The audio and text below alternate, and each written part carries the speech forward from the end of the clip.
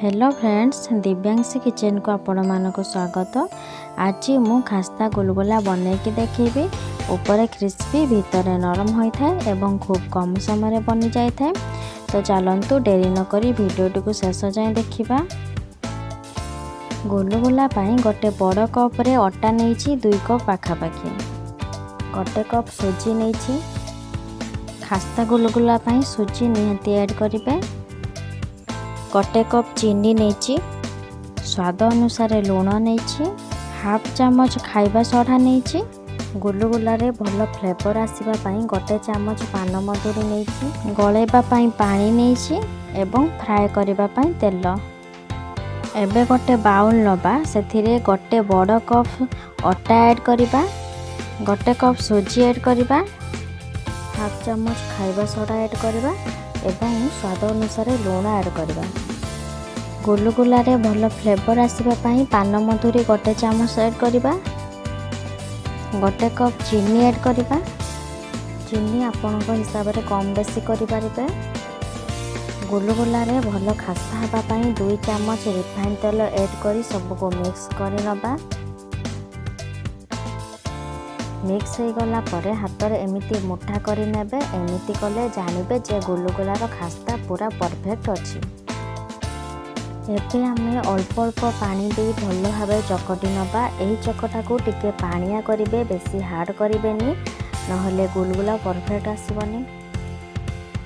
एबे आमे अटा चकटा को कभर दे रखि नबा 15-20 मिनिट पर्यंत, जेमिति सुजी आ अटा भल भाव मिक्स हो जिवो एवं टिके फुली जिवो। एबे कभर काढी देखिबा, अटा चकटा भी आमर टिके फुली जाइए एवं भल भाव भी मिसी जाइए सुजी सहित। एबे हाथ रे टिके तेल लगे दबा, जेमिति हाथ रे अटा चकटा चिपकी रहिबनी एवं भल गोला बनी जिवो। एबे छोट साइज रो गोला बनी फ्राए करबा। तेल को मु आगरू गरम करि नेइथिली, तो एबे आमे फ्राए करबा।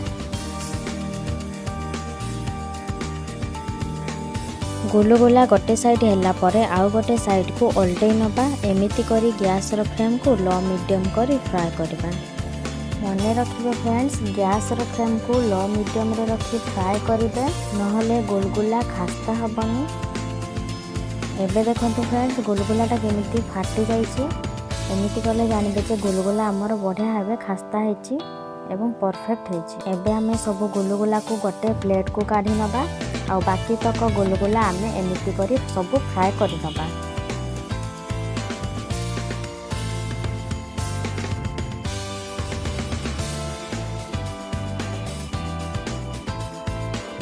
एबे हमर सब गुलगुला बनी जाइछि। एबे आमे गुलगुला गोटे प्लेट को काढी नबा।